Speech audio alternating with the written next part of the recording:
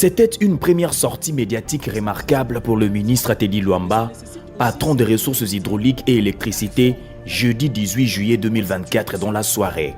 Le numéro 1 des ressources hydrauliques et de l'électricité en République démocratique du Congo, Teddy Luamba Mouba, et le ministre de la Communication et des Médias, Patrick Mouyaya, se sont prêtés à cet exercice d'information devant la presse.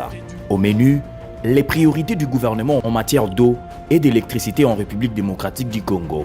Dans un exposé clair et détaillé, le ministre Luamba a commencé par dresser un état des lieux du secteur, relevant que la capacité installée en électricité est d'environ 2800 MW, dont 2100 MW seulement sont disponibles, une situation dramatique. Quand je fais allusion à récupérer de l'énergie, ça veut dire que la capacité installée du potentiel énergétique est autour de 2800 MW, mais nous avons certains groupes qui sont en panne. Par exemple, à Inga, nous avons le G24 qui est à l'état dormant, donc il y a par exemple 178 MW, dont nous pouvons refaire. Par exemple, vous allez à Bendera, vous avez la centrale qui existe, mais nous avons des machines qui manquent. Nous avons plusieurs centrales comme ça où nous avons des machines en panne.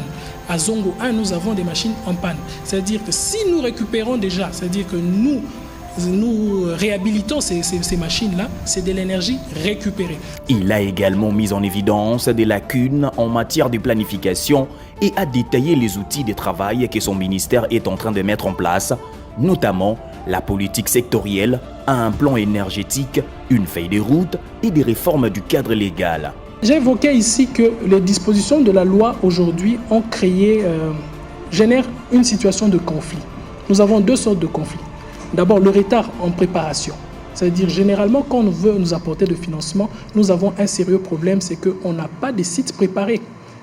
La préparation, ça implique quoi? Ça implique avoir des titres, avoir une concession, le régime juridique apprêté, avoir des études où nous savons que dès que nous captons le fonds, on l'injecte telle part. Ça, nous manquons. Et c'est la première des choses sur lesquelles nous commençons à nous mettre.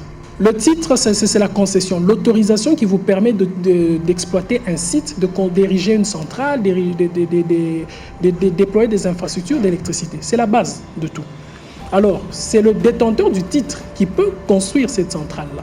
Alors, que ce soit du secteur public ou du privé, on commence par là. C'est la source de toute chose qui attire le financement. Le ministre a également abordé les problèmes d'acquisition et d'octroi des titres qui ralentissent le développement de nouveaux projets.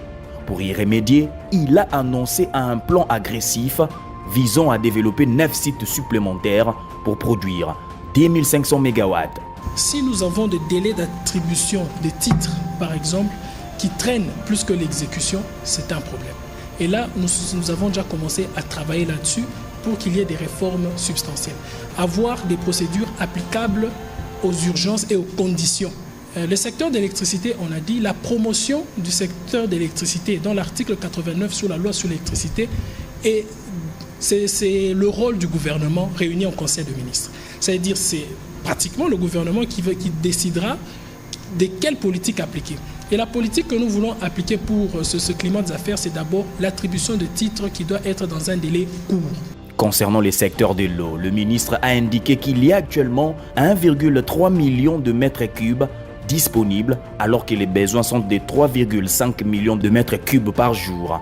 Des mesures sont prises pour sécuriser les sites de captage d'eau et développer la chaîne de valeur autour de l'eau et de l'électricité. Des infrastructures en zone de conflit, je pense que là, on se rabat toujours au ministère soit de la Défense, soit de l'Intérieur, mais c'est imminent avec la rénovation de la loi que l'on puisse penser à la création d'un Conseil supérieur de l'énergie, j'en ai parlé avec vous, qui va aussi statuer sur des questions de politique de défense énergétique. Parce que dans des grands pays, la politique de défense énergétique est à l'heure et c'est sa place au débat. Donc il faudra qu'on réfléchisse là-dessus. Mais pour l'instant, c'est les services d'ordre public qui nous permettent toujours à pouvoir sécuriser ces sites. Le ministre a conclu en affirmant que ces réformes et investissements permettront de redynamiser les secteurs de l'eau et de l'électricité en République démocratique du Congo.